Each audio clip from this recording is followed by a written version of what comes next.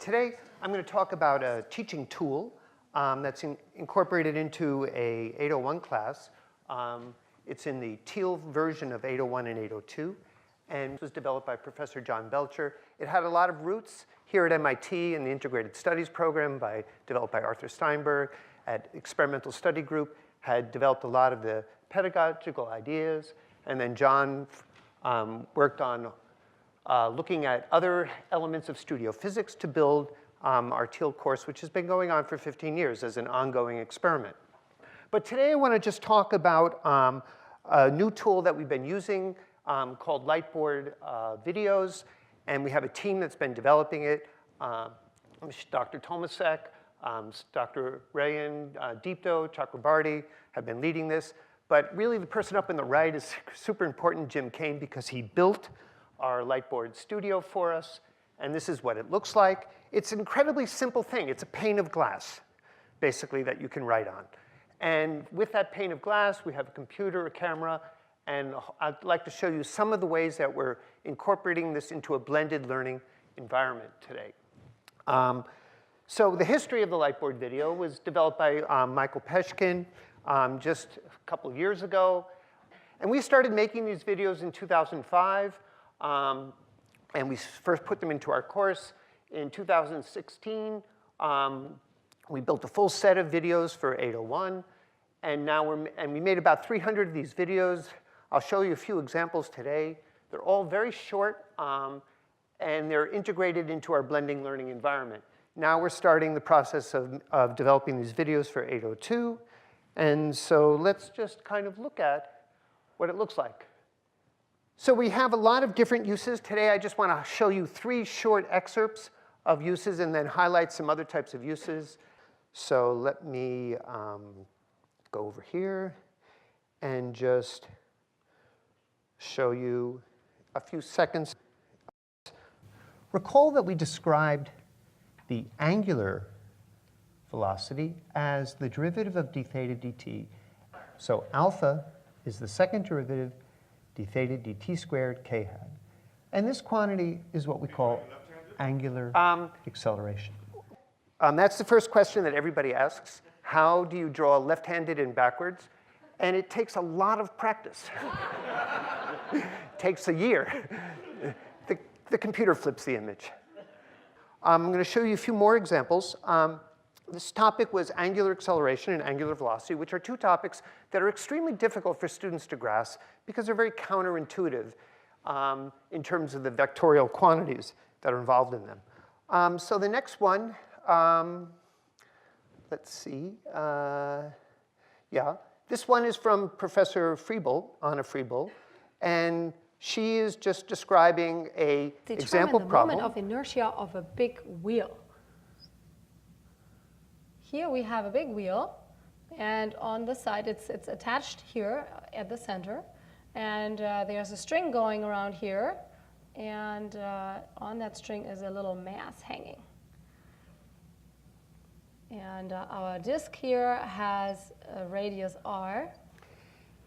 Now, and we now want to know, in a little experiment, just giving you an example of just an introduction to these. Now, what students do is they immediately move it up to twice the speed because it's very slow like this. They look at this whenever they want.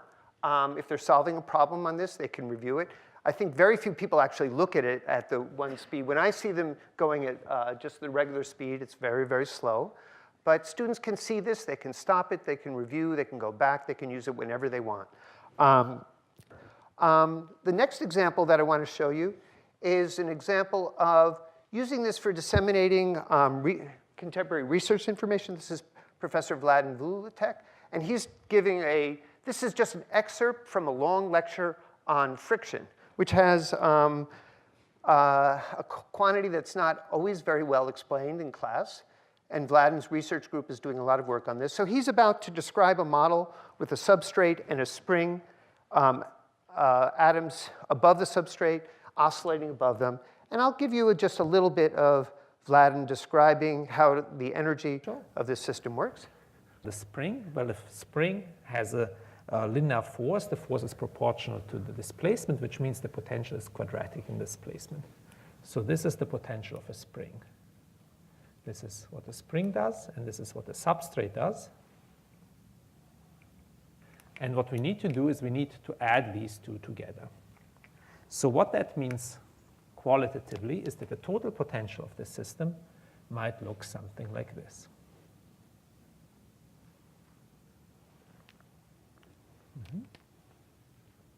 So as we now translate the spring across the surface with some velocity, then you can see that this addition between the fixed substrate potential, this one is fixed, and this spring potential is moving, you can see that this will lead to a time-varying potential for the object. So let's look now in a simulation what that time variation might look like. Okay, so what you see here is a combination of a spring and a periodic potential, and the periodic potential has been chosen a slightly different strength than I'm showing you here. It has been chosen weaker, so that instead of many minima in this total potential, there are only 2 minima. And what you see happening in the system is that as the particle is moving, the spring tries to pull it across a maximum of the periodic potential. At some point, the atom is released, and it releases energy that is taken up as heat by the substrate. Okay, so what's interesting here is the opportunity to do simulations that you can put on these Lightboard videos. I think the important thing is video is a language that students are very comfortable with. If I want to find out how to do something, if I need to replace a lock on the door, I look on a video. It's now, the content is, I think, more important than the media. So if some students like text, they can use text. If they like video, they can use video. What I like about this is there's a lot of nonverbal communication cues that are missed when someone is back to the wall and writing and looking over their shoulder at you. And so it's directly presented to the audience. So let me just go back and talk about some of those aspects. So the Lightboard video, the important point is that these are short. And they're embedded. We have a lot of them. They're 3 to 6 minutes. They're easily accessible by the students. They fit into the learner's schedule. They can look at them whenever they want.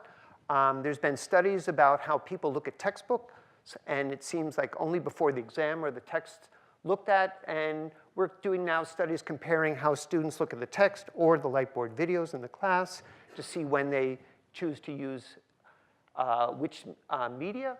I think the important thing is they're really inexpensive to produce. We go into the studio, Michelle and I are there for 2 hours, and we get about 10 5-minute videos. Then post-production enhancement, you saw that we can put on simulations into the videos. And I said before that the nonverbal communication cues are really crucial when a person is writing on the board and everybody sees where their eyes go and what their language and what they're looking at. That's important to engage the viewer. Now, the key thing about these, we're using them in an integrated fashion on our online part of our course. We use the MITx platform. And what we can do is we can structure the online blended learning part with video, with problem solving, with concept questions. And what it does is it frees up time in the classroom where we can now focus more on the learning and the activities that the students are doing. So I think that's a key part to this. It's clear that the major limitation is that it's non-interactive, but it would be exciting to introduce some type of tutorial element to them. And finally, we use these in a variety of different ways. I just want to summarize. We use them for derivations, conceptual introductions. We review class material, supplementary mathematical content, problem-solving methodologies, worked examples, hints, in-depth exploration like you saw in Vladim's video. And what's really interesting is we also, in the Teal classroom, we have 8 faculty who are teaching in there. There's a lot of things that they've never taught before. And so we use these videos for teacher training. Faculty look at them before the class, and it gives them much more confidence when they go into the class when they're dealing with some difficult topics like gyroscopes. It's an incredibly flexible medium. It can be used for student-to-student talking. You know, every time we're in there, we can think of a different way that we're wanting to use it.